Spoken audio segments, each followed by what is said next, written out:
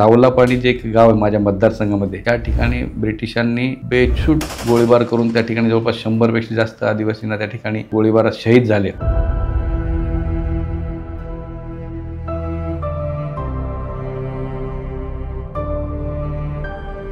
आईने वाईट दिवस बघितले, आता चांगले दिवस बघताना ती नाहीये. ती आज असती, हा एपिसोड पाहिला असता, तिला एवढा आनंद झाला असता की जगातले जे काही आनंद आहे ते सर्व तिला प्राप्त झालं असं तिला वाटलं असतं. देवेंद्रजींनी जर तुम्हाला असं सांगितलं की पाडवी साहेब तुम्ही सांगा कुठलं मंत्रिपद पाहिजे, तर कुठलं मंत्रिपद घ्यायला हवं? नायक चित्रपटासारखा एक दिवसाचा जर कुठल्या गोष्टीचा अधिकार मिळाला तुम्हाला, तर अशी कुठली गोष्ट जी तुम्ही बदला? विजयी भव, विजयी भव.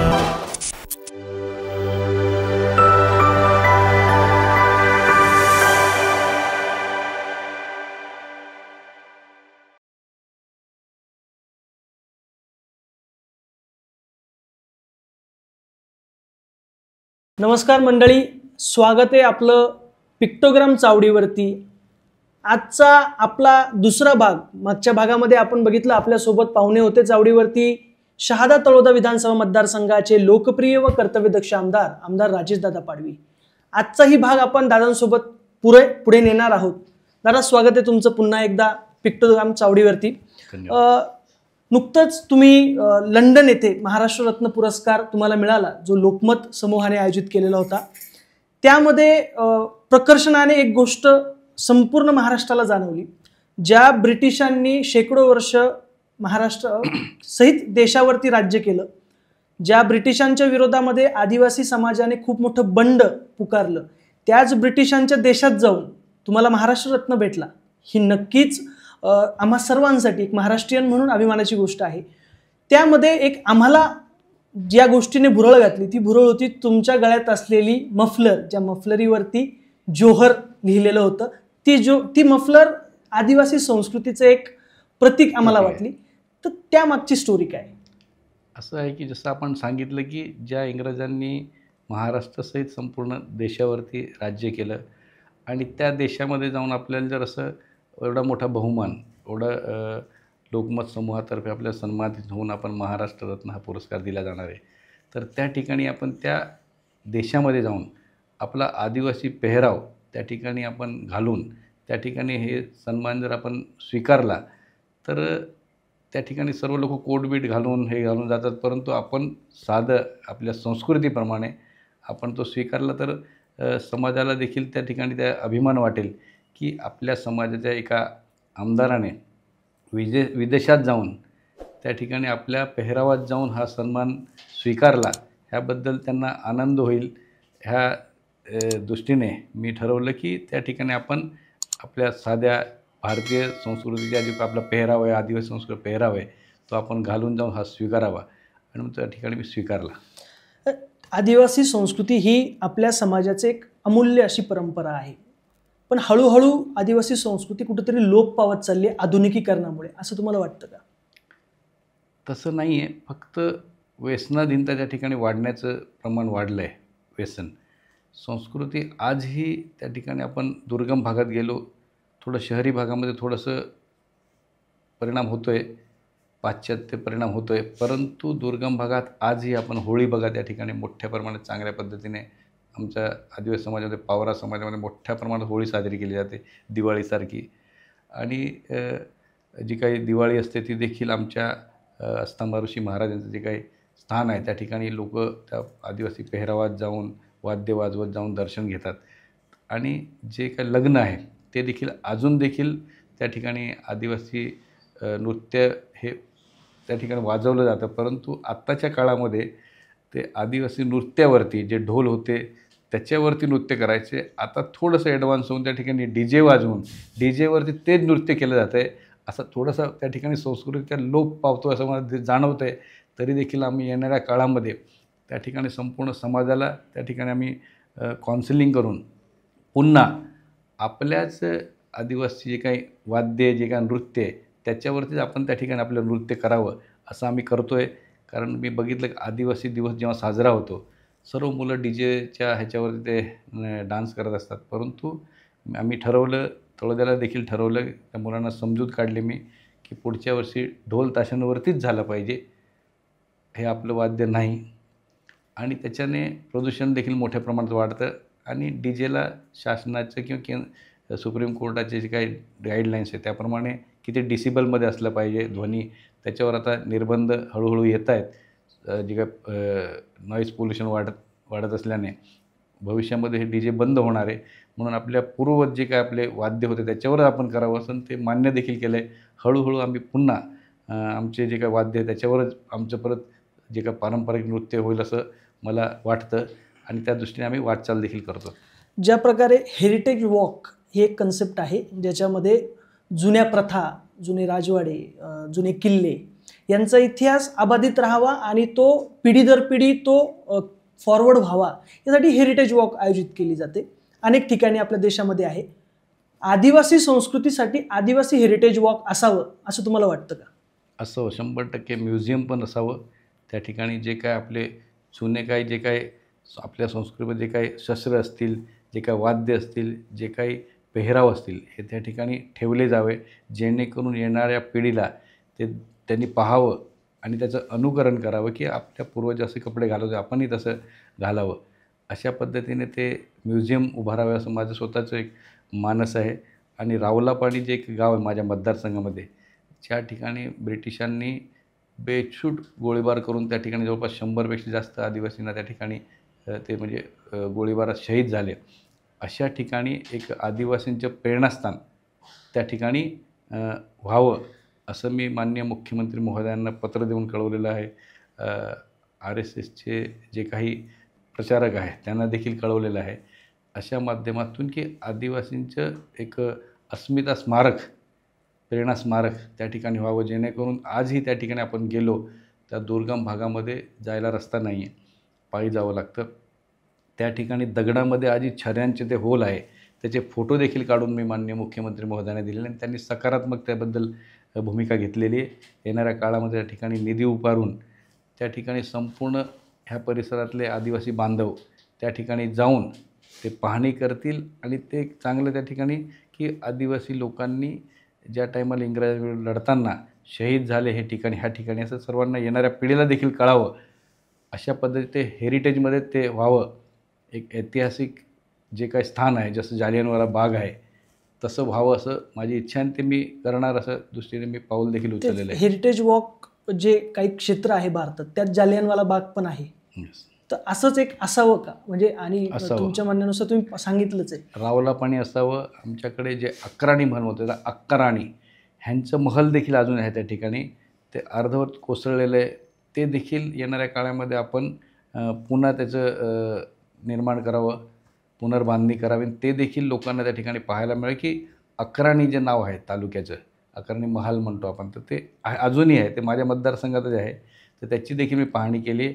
येणाऱ्या काळामध्ये जे काही शासनाचं धोरण आहे की जे काही हेरिटेज आहे त्यांना आपण नव्याने डेव्हलप करावं, पर्यटन हे करावं, तर त्याच्यात आपण नक्कीच घेऊन हे त्याचा विकास करू.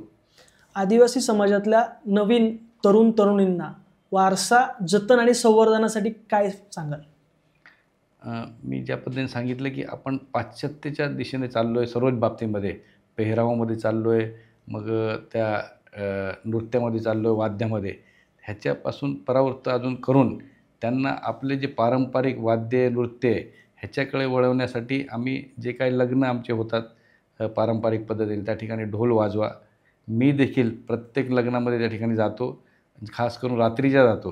रात्री ढोल असतात, DJ दिवसा वाजत असतात, रात्री जातून त्यांच्यावरती नृत्य करतो आणि त्यांना सांगतो की तुम्ही हे पारंपरिक वाद्य वाजवा, मी तुमच्याकडे डान्स करायला येईन रात्रीच्या वेळेस. पण परिवारासहित नवरा नवरी असतील त्यांच्यासाठी डान्स करेन, जेणेकरून त्याच्याने नॉईज पोल्युशन होत नाही, जे प्रदूषण होणार नाही. आणि अशा पद्धतीने लोकांना आपण की पारंपरिक वाद्य वाजवा आणि आपली परंपरा आहे ती जतन करा आणि येणारी पिढी आहे त्यांनी परत आपल्या जुन्या पिढीकडे, संस्कृतीकडे जावं. ह्यासाठी आपण ह्या माध्यमातून लग्नाच्या ह्याच्या धार्मिक किंवा ह्या माध्यमातून आपण पावलं उचलली आणि येणाऱ्या काळामध्ये आम्ही नक्कीच ते चांगलं समायोजन करून, काउन्सिलिंग करून लोकांपर्यंत पोहोचू आणि पुन्हा ती संस्कृती आपली परंपरा रूढी कशी प्राप्त होईल यासाठी आम्ही नक्कीच प्रयत्न करू. एकंदरीत प्रत्येकाला प्रत्येकाच्या मतदारसंघामध्ये काम करताना वेगवेगळ्या अडचणी येतात. व्यक्ती तितक्या प्रवृत्ती आणि जितके प्रदेश बदलत जातील तितक्या समस्या वेगवेगळ्या असतात. खास करून आदिवासी समाजात किंवा आदिवासी मतदारसंघामध्ये काम करत असताना यांच्या प्रमुख अडचणी कुठल्या येतात त्या लोकांना? प्रमुख अडचणी अशी आहे की अशिक्षित आणि दऱ्याखोऱ्यात राहणारा आणि दुर्गम भागात राहणारा ह्या ठिकाणी आत्ता 2014पासून देशाचे पंतप्रधान आदरणीय मोदी साहेब आल्यापासून काही ऑनलाईन पद्धत त्यांनी सुरू केली. कुठल्याही योजना घ्यायच्या तुम्हाला बँकेमध्ये खातं पाहिजे ते त्यांनी 0 बॅलन्सने खातं उघडून दिलं. त्याला आधार कार्ड असलं पाहिजे, तेही आधार लिंक असलं पाहिजे. ही जेव्हा सुरुवात झाली तोपर्यंत आमच्या लोकांकडे कुठलीही कागदपत्र नव्हती. जातीचं प्रमाणपत्र एक असेल आणि मग जो दाखला असेल, हे अगोदर गरज पडायची नाही लोकांना. जाती दाखल्याची कधी गरज पडलीच नाही, कारण मुलं शिकले नाही. ज्या मुलं शिकले त्यांनी काढलं, ते पुढं शिकत गेले. पण ज्यांना गरज पडली नाही अशा योजनांचा लाभ घेण्याची आणि ह्या कागदपत्रांची पण काढलं नाही. आजही भरपूर लोक असे आहेत ज्यांना हे दाखले नाही, त्यांच्याकडे जातीचे दाखले नाही. तर अशा लोकांना ते आपण दाखले त्या ठिकाणी प्राप्त करून द्यायचे आणि त्यांना मूळ प्रवाहात आणण्यासाठी त्यांना जे काही शासनाला आवश्यक कागदपत्र आहे ते त्यांनी प्रत्येकाने तयार झाले पाहिजे. यासाठी मी स्वतः प्रयत्नशील आहे. मी गावोगावी त्या ठिकाणी आपण शासनाचे जे काही योजना आहेत त्यांच्यामार्फत त्यांना शासनाचा काही पैसा आहे त्याच्यामार्फत त्यांना राशन कार्ड काढण्यासाठी ₹50, मग आधार कार्ड काढण्यासाठी काही पैसे शासनामार्फत दिले जातात ते त्यांच्यापर्यंत पोचवून गावोगावी मी येणाऱ्या काळामध्ये वाहनं त्या ठिकाणी ठेवण्याचं ठरवलं आहे की एक व्हॅन ठेवायची, त्याच्यामध्ये लॅपटॉप ठेवायचे. प्रत्येक गावात जाऊन त्यांना आधार कार्ड, आयुष्यमान कार्ड, आभा कार्ड, कामगार कार्ड, योजना कार्ड हे त्यांना काढून द्यावं, जेणेकरून त्यांना जे काही शासनाच्या योजनांचा लाभ घेता येईल. ह्यासाठी हा मोठा प्रश्न आहे की प्रत्येक कागदपत्र नाही अजूनपर्यंत. जे काय आमच्याकडे वनपट्टे आहेत, वनपट्टे असं आहे की शासन त्या ठिकाणी बघतं की वनपट्टे कधी 2005 पूर्वीचं तुमचं आहे का वनपट्टा हे बघतं शासन. पण एखाद्या व्यक्तीने त्याच्याकडे जमीन 3-4 पिढ्यांपासून आहे पण त्यांना कुठलाही दंड आकारला नाही. शासन दरबारी असं आहे की दंड आकारलेली पावती असली पाहिजे. पण ज्याला दंडच आकारला नाही, त्याने काही चुकीच केली नाही किंवा शासन त्या ठिकाणी पोचल्यानंतर त्यांना दंड केला नाही, तर त्यांचा दोष नाही त्याच्यामध्ये. अशा व्यक्तींनाही त्यांचं ते मागचा इतिहास पडताळून त्यांनाही त्या जमिनीचा हक्क दिला पाहिजे. कोणाला दंड पडला नसेल त्याचा त्यांचा दोष नाही आहे. दंडाच्या पावत्या म्हणजे ते काही सर्टिफिकेट नाही आहे. बरोबर. म्हणून अशा पद्धतीने सरसकट ज्यांच्या ताब्यात जमिनी आहे, हा मोठा विषय आहे. जमिनीच्या वन विभागाच्या जमिनी अतिक्रमण असो किंवा जे काही आदिवासी लोकांच्या ताब्यामध्ये आहे त्या जमिनी त्यांच्या नावाने करून द्याव्या. नावाने केल्या तर त्यांना त्या सवलती शासनाच्या सर्व मिळू शकतील, त्यांना सबसिडी मिळू शकेल, त्यांना कर्ज मिळू शकेल, स्वतः कसू शकतील, त्यांच्या मुलांच्या नावाने जमिनी होतील, त्यांना विहिरी, लाईट सर्व मिळू शकेल. हा मोठा प्रश्न आहे. ह्या प्रश्नाकडे मी गांभीर्याने घेऊन हा प्रश्न येणाऱ्या काळामध्ये संपूर्ण माझ्या मतदारसंघात किंवा जिल्ह्यातलाही सोडवण्याचा प्रयत्न करणार आहे. एक किस्सा आम्हाला ऐकायचा आहे. आम्ही असं ऐकलं होतं की आमदार राजेशदादा पाडवी यांनी कोरडवाहू शेतकऱ्यांना बागायतदार केलं आणि बागायतदार केल्यानंतर त्यांच्या मुलांची लग्न झाली. हा काय किस्सा आहे? आहे ना, बरेचशी गावं अशी आहेत की त्या ठिकाणी आत्तापर्यंत सर्व तलाव म्हणजे आपण त्यांना म्हणतो डॅम झालेत, परंतु त्या ठिकाणी त्या डॅमचा वापर, पाण्याचा वापर कॅनॉलमार्फत झाला नाही किंवा पाईपलाईनमार्फत झाला नाही. असे आपण 5 त्या ठिकाणी आपले डॅम निवडले. त्या ठिकाणी आपण जवळ शासनाचे ₹2.5 कोटी खर्च करून त्या ठिकाणी पाईपलाईनने आपण पाणी देण्याची आपण त्या ठिकाणी योजना सुरू केली आहे. पाईपलाईनने जात नसेल तर विथ ग्रॅव्हिटी, त्यांना इलेक्ट्रिसिटीची गरज नको, असं विथ ग्रॅव्हिटी त्या ठिकाणी पाणी गेलं पाहिजे असं आपली योजना त्या ठिकाणी आपण आणली. आणि बाकी ठिकाणी कॅनॉलने आणून जास्तीत जास्त शेतकऱ्यांची जमीन ओलिताखाली कशी जाईल आणि विहिरी देखील आपण त्या ठिकाणी ज्या भागामध्ये काही धरणं नाही, काय नाही, अशा ठिकाणी विहिरी होऊ शकतात, सबमर्सिबल होणार नाही, पंप होणार नाही, त्या ठिकाणी आपण त्यांना विहिरी देऊन त्या ठिकाणी त्यांना त्यांची शेती कशी सुपीक होईल, ओलिताखाली येईल, ह्यासाठी आपण प्रयत्न करतो. त्यांना वीज देखील येणाऱ्या काळामध्ये 100% मी प्रत्येक गावापर्यंत वीज पोचवण्याचं माझं धोरण आहे. ते नक्कीच आपण त्या ठिकाणी पोचवणार आहे आणि त्यांची जमीन देखील ओलिताखाली आणणार म्हणजे आणणार. आणि त्यांच्या घरापासून तर बांधापर्यंत रस्ता हा माझं सर्वात मोठं ड्रीम आहे की प्रत्येक शेतकऱ्याच्या, तो कोणत्याही समाजाचा असो, पण माझ्या मतदारसंघातला घरून निघालं त्या शेतापर्यंत त्या ठिकाणी गाडी गेली पाहिजे असं माझं स्वप्न आहे. जवळपास 40% गावांना मी शेतशिवार रस्ते दिले. येणाऱ्या काळात 100% मागेल त्याला शेतशिवार असतं असं मी जाहीर करणार आणि ते करणार. असं अजून आम्ही ऐकलं होतं की शहादा तळोदा मिळून 60 ते 65 बंधारे बांधले गेले आणि त्याच्या अंतर्गत जसं आपला विषय झाला कोरडवाहू शेतकरी बागायतदार झाले. Yes. सगळ्यात जास्त समाधान कशात वाटले यात? मला तेच की त्या ठिकाणी आत्ताच मी काल एक कुडावत म्हणून गाव तिथं गेलो होतो. त्यांनी सांगितलं की साहेब बंधारे बांधले गेल्याने नदीवरती नदी नाल्यांवरती बंधारे बांधले मोठ्या प्रमाणात बांधले मी. तर त्या ठिकाणी म्हणजे ज्या ठिकाणी 100 फुटावर पाणी होतं 80 फुटावर येऊन गेले. 80 फुटावर त्या ठिकाणी 20 फुटावर पाणी येऊन गेले. अशी पातळी पाण्याची मोठ्या प्रमाणात वाढली. 2 दिवसापूर्वी तुम्ही टी व्हीवर बघा रेटपाडा म्हणून एक माझ्या मतदारसंघातलं गाव आहे. लिटरली सबमर्सिबलमधून असं फवाराने पाणी उडताना दाखवलं टी व्हीवरती. एवढ्या मोठ्या प्रमाणात त्या ठिकाणी पाण्याचं पातळी वाढलेली. त्याचं मला समाधान आहे. आता त्यांना इलेक्ट्रिसिटी देखील देतो आहे मी. त्याचंही मला समाधान होईल पूर्ण इलेक्ट्रिसिटी झाल्यानंतर आणि त्यांना शेतशिवार रस्ते झाल्यानंतर पूर्ण समाधानी होईल असं मला वाटतं की माझ्या भागातला सर्व समाज जो शेतकरी आहे तो सुपीक आणि चांगले त्या ठिकाणी त्याला शेती करता आली पाहिजे, चांगलं उत्पन्न घेता आलं पाहिजे. त्याला कुठल्याही अडचणी विजेची अडचण, रस्त्याची अडचण आणि शासनाची काही योजना आहेत ह्याची अडचण येता कामा नये ह्यासाठी मी प्रयत्न करतो आहे. ज्यावेळेस प्रशासनातनं राजकारणात येण्याचा निर्णय घेतला आणि आता जवळजवळ 7 वर्ष होतील, मागच्या पंचवार्षिकमध्ये असं कुठलं काम तुमच्या माध्यमातून झालं की ज्याचा तुम्हाला अभिमान वाटला की मी त्यावेळेस घेतलेला निर्णय योग्य होता? तेच तुम्हाला सांगितलं की मी दररोज उठलो की आमदार झाल्यानंतर उठलो की फक्त सांगायचं साहेब आमची DP जळाली, ट्रान्सफॉर्मर जळालं. 2 दिवस झाले पिकं सुकायला लागले नाही. त्यांना मी त्या ठिकाणी रोहित रे म्हणजे DP मिळवून द्यायचो. स्वतः पोचलं की नाही बसवलं की नाही खात्री करायचो.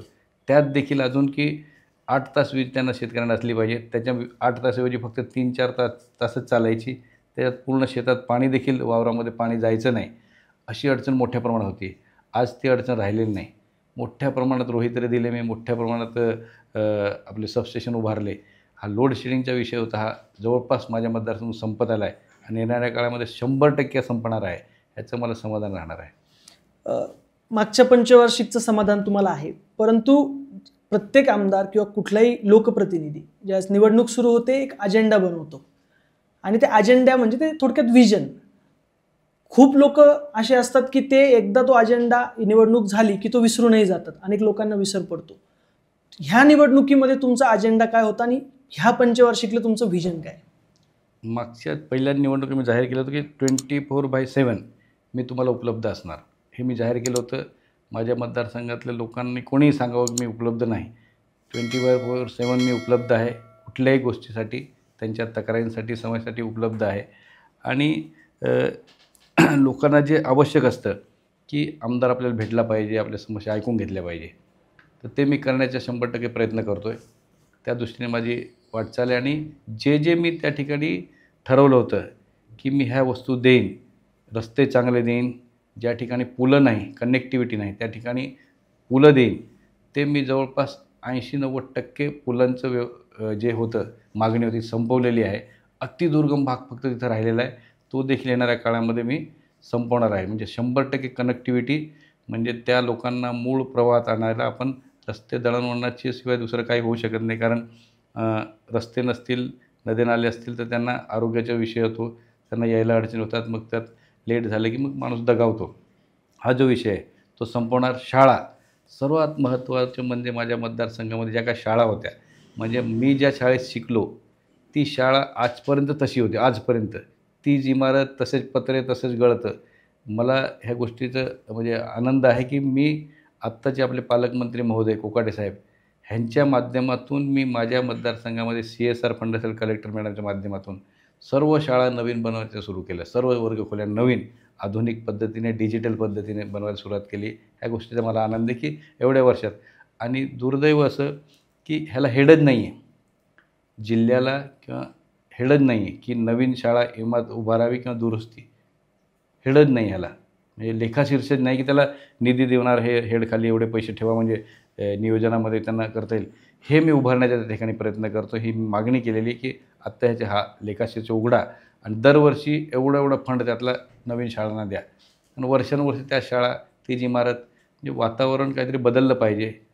शाळा चांगल्या आपण बघतोय की इंग्लिश मिडियमच्या शाळा किती चांगल्या असतात शहरातल्या शाळा आणि ग्रामीण भागातल्या तशा आहे तशाच गळत्या, त्या ठिकाणी बसायला सोय नाही, एका वर्गखोलीमध्ये 3-3 वर्गांची मुलं एका वर्गखोलीत बसतात, काय शिकणार आहे? हे मी संपूर्ण संपवणार आहे, हे माझं स्वप्न आहे. त्या ठिकाणी प्रत्येक गावात त्यांना आवश्यक 1 ते 4 असेल तर 1 ते 4 वर्गखोल्या असतील, ते पण चांगल्या बांधलेल्या इमारती असतील, पंखे असतील, लाईट असेल. अजूनही लाईट नाही आहे, कुठल्याही जिल्हा परिषद शाळेत लाईट नाही, ती सोलर लाईट बसवण्याचा आपण प्रयत्न करतो आहे. आणि मुलांना त्या ठिकाणी एक चांगलं शिक्षणाचं वातावरण निर्माण व्हावं. प्रत्येक ग्रामपंचायतीला आम्ही कलेक्टर मॅडम, पालकमंत्री म्हणून आम्ही प्रत्येक ग्रामपंचायतीला ग्रंथालय चालू करतो. त्याचं उद्घाटन आता 10 दिवसामध्ये मी करणार आहे. प्रत्येक ग्रामपंचायतीला ग्रंथालय, जेणेकरून ज्या मुलांना वाचण्याची आवड आहे त्यांना ते पुस्तक उपलब्ध होतील आणि ते वाचतील आणि त्यांची प्रगती करतील. तुमच्या एकंदरीत ह्या राजकीय आणि सामाजिक प्रवासामध्ये सिंहावलोकन करून मागं वळून बघताना कुठल्या उद्देशाने, कुठल्या नजरेने समाजाने, नागरिकांनी तुम्हाला लक्षात ठेवावं असं तुम्हाला वाटतं? एवढं आहे की लोकांच्या मनामध्ये मी जसं आज आहे, सामान्य, साधारण, कुठेही बोलणारा, कुठलंही काम करणारा, कुठं गोरगरिबाच्या घरी जाणारा, कुठेही जेवणारा, कोणत्याही लग्नात नाचणारा, ही जी प्रतिमा माझी आहे हीच कायम त्यांच्या मनामध्ये, हृदयामध्ये राहावी. आज त्यांच्या हृदयामध्ये माझ्यासाठी जी जागा निर्माण झाली आहे ती अशीच सदैव राहावी, असंच त्यांनी मला प्रेम करावं, असेच आशीर्वाद द्यावे, जेणेकरून मला त्यांच्यामधूनच एक ऊर्जा मिळेल आणि त्यांच्यासाठी, ह्या भागाचा विकास करण्यासाठी मला ताकद मिळेल. त्यासाठी मला असंच त्यांनी प्रेम करावं अशी माझी इच्छा आहे. हे सगळं तुमच्या तोंडून ज्यावेळेस आम्ही ऐकतो किंवा लोकांकडून आम्ही तुमच्याबद्दल ऐकतो, तर एक कळतं की लोकांचा जनसंपर्क असलेला आमदार किंवा लोकप्रतिनिधी जो सतत मॅक्झिमम टाईम हा लोकांमध्ये असतो. ह्या सगळ्या गोष्टीमध्ये आज तुमची आई असती किंवा असं समजा की तुमची आई कदाचित आपला हा एपिसोड बघते, आईला काय सांगाल? तेच म्हणजे मी आधीही सांगितलं की आईने वाईट दिवस बघितले, आता चांगले दिवस बघताना ती नाही आहे. ती आज असती, हा एपिसोड पाहिला असता, तिला एवढा आनंद झाला असता की जगातलं जे काही जिला आवश्यक, जगातलं जे काही आनंद आहे ते सर्व तिला प्राप्त झालं असं तिला वाटलं असतं. आणि ती एवढी समाधानी झाली असती की माझा मुलगा जो आश्रमशाळेत शिकणारा, कधी तिलाही वाटलं नसेल की लोकप्रतिनिधी होईल, अगोदर फौजदार होईल, लोकप्रतिनिधी होईल असं तिला वाटलं असतं. तो तिला पाहताना म्हणजे ती कुठेही तिला तीर्थक्षेत्राला कुठं जायची गरज पडली नसती. सर्व तिला असं वाटलं असतं की मला सर्व प्राप्त झालं, या ठिकाणी सर्व देवांचं दर्शन झालं असं तिला वाटलं असतं. की ज्या पद्धतीने लोक माझ्यावरती प्रेम करतात हे तिने पाहिलं असतं.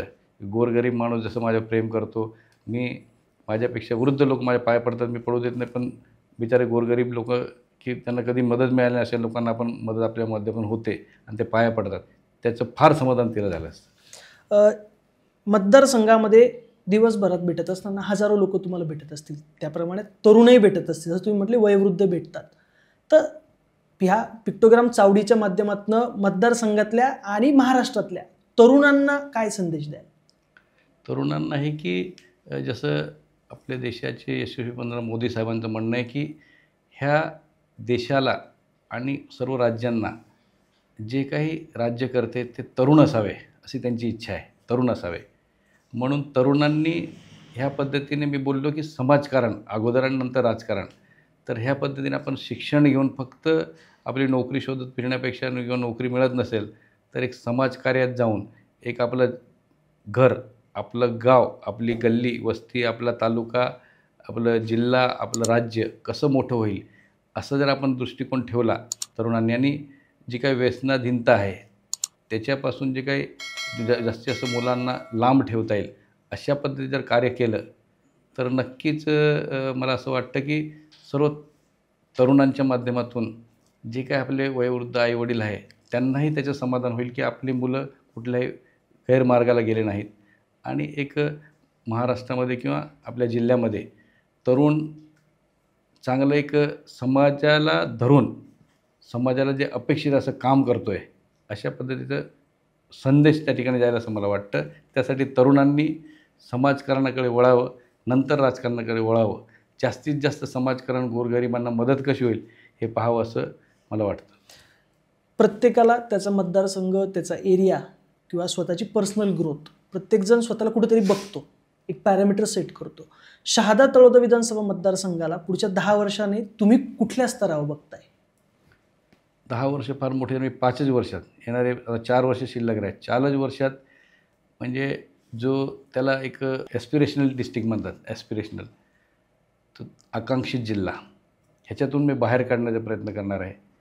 आणि ज्या सुविधा इतर मतदारसंघांमध्ये आहे किंवा पुढारलेल्या जिल्ह्यांमध्ये आहे, तालुक्यांमध्ये, ह्या आदिवासी भागामध्ये देखील असा मतदारसंघ लोकांना पाहायला मिळेल की जिथं शेती 100% पाण्याखाली आहे, वीज आहे, शेतकरी चांगलं त्या ठिकाणी उत्पन्न घेतो आहे, विद्यार्थी चांगलं शिक्षण घेत आहेत, त्याच भागामध्ये राहून चांगलं शिक्षण आहे, त्यांना शाळेतले जे काही वातावरण आहे, इमारती अतिशय चांगल्या आहेत, चांगलं शिक्षण घेत आहेत, तेही चांगल्या नोकऱ्या मिळतात, असं वातावरण त्या ठिकाणी निर्माण करण्याचा मी प्रयत्न करणार आहे.